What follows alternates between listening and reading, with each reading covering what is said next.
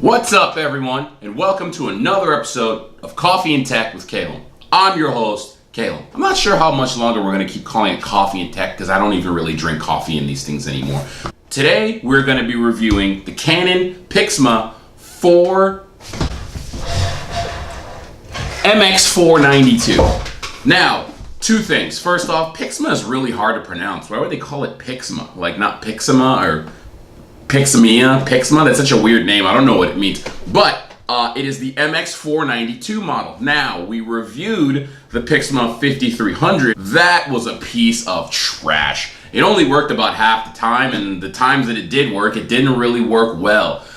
Except for the last video that I tried to shoot to show you how it did work, and then it actually worked, which was kind of a failure. But this baby, the Canon Pixma MX492, is primo machinery. It is a scanner, printer, and fax machine combo, which most of them are these days. It's got two, not one, but two insert trays for your paper. Two things I like about this thing. One, it's pretty much one piece. It came just like this. It comes straight out of the box, and you just plug and go. The other thing I love about it is that you don't have to go into your computer and or laptop to use it. It's got a full display here that'll allow you to scan and print. Now, here's the thing that's really cool about the MX492 that the other Canon 5300 did not have. This one has automatic downloadable drivers.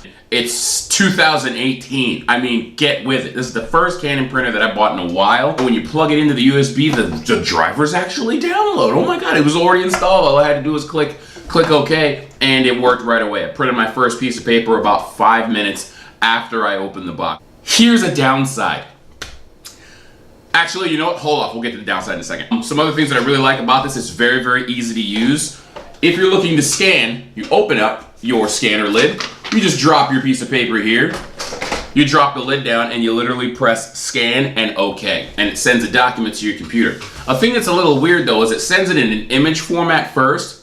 Then you have to choose which portion of the document you want scanned and then hit OK. It does allow you to rename it and choose the format you'd like to scan it to your computer so you don't have to convert later. But it is a little cumbersome if you're in a rush. It does, however, allow you to print front and back.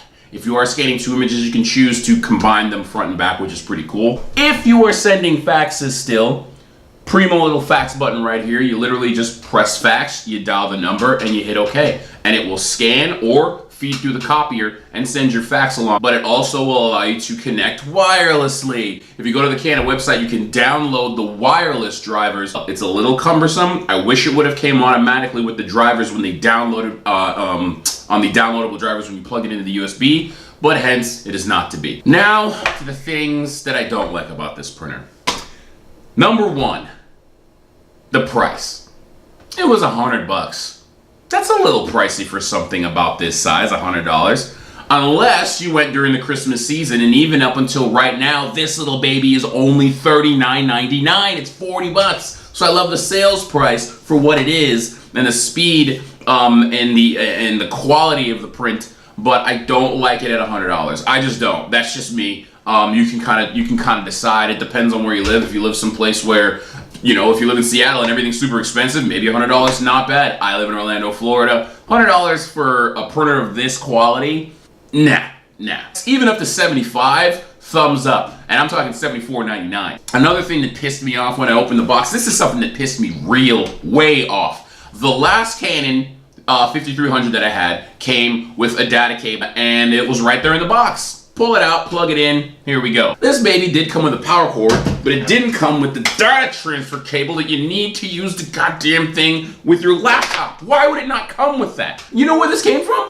The box for the 5300 that I have stuffed in the closet. If I had thrown that away, I would not be able to use this printer. And then these things aren't always readily available either, because a lot of places assume that the tech that's sold comes with it. You'd be surprised how difficult it is to find these little guys. I don't know what else to say. Canon, you guys are a multi-billion-dollar international company, and you work with photographers and high-quality printers all over the globe. Why would you not have an essential piece of equipment stuffed in to the pretty decent quality printer that you're selling on sale? Is it because it was on sale?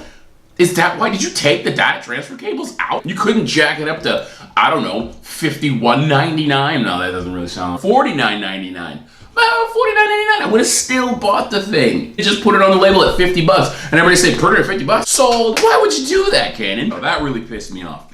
Other than that, if you're gonna find yourself a printer, I printed out 11 sheets of paper the other day, and I would say it took 4.5 to 5 minutes. Which doesn't sound really bad, but again, when you're in a rush, that could be a long time, especially if you have, more than 11 sheets of paper to print. If you're the casual, everyday user who prints 1 to 5 sheets of paper per print, then this is the puppy for you. As long as you have a goddamn spare data cable somewhere. I will add all the information in the link below of what cable you need. You at least know what you need to pick up in order to use the thing when you get home, so you don't end up throwing it into the wall or cursing Canon out via Twitter. I'll curse them out via Instagram because they get, I believe they get a lot more hits. Right now, this bad boy is 40 bucks. Go ahead and pick yourself up one. It's probably gonna run you $52 after the warranty and tax and the extra data cable that you're gonna need. You're not gonna need ink. I don't know how many prints the ink is supposed to last because it was not printed on the box, but I will look it up and I will stick it in the comment section below.